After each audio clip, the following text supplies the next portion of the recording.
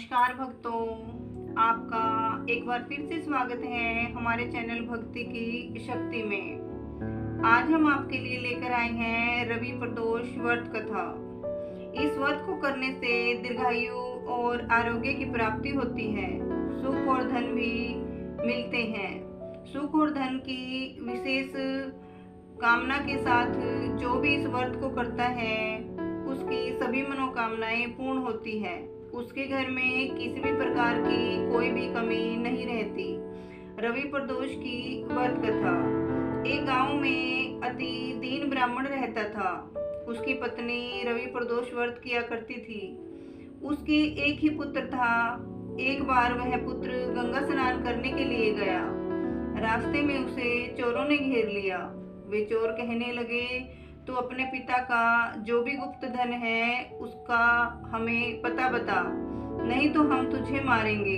वह बालक बोला, हम बहुत ही गरीब हैं, दुखी एवं दीन हैं, हमारे पास धन कहाँ से आएगा।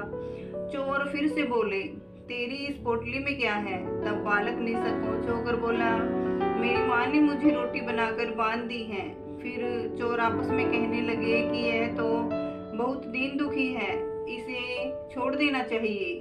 यह कहकर उन्होंने उस बालक को छोड़ दिया। फिर बालक चलते चलते एक नगर में पहुंचा। नगर के पास एक बरगद का पेड़ था। बालक उस पेड़ के नीचे बैठ गया। वह थका हुआ तो था ही, अतः वह उस वृक्ष की छाया में ही सो गया।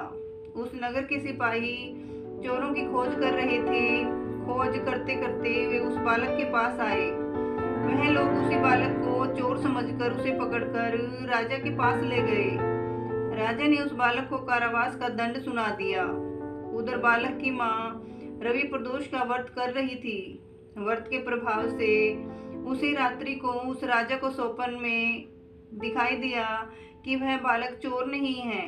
प्रातःकाल ही उस बालक को छोड़ दो, अन्यथा तुम्हारा राज्य और सारा वैभव नष्ट हो जाएगा। प्रातःकाल राजा ने उस बालक को बुलवाया और उससे सारा घटनाक्रम पूछा। उस बालक ने सारा घटनाक्रम राजा से कह सुनाया। राजा ने सिपाही भेजकर उस बालक के माता पिता को बुलवाया। राजा ने उनसे कहा, तुम लोग चिंता न करो, तुम्हारा बालक निर्दोष है।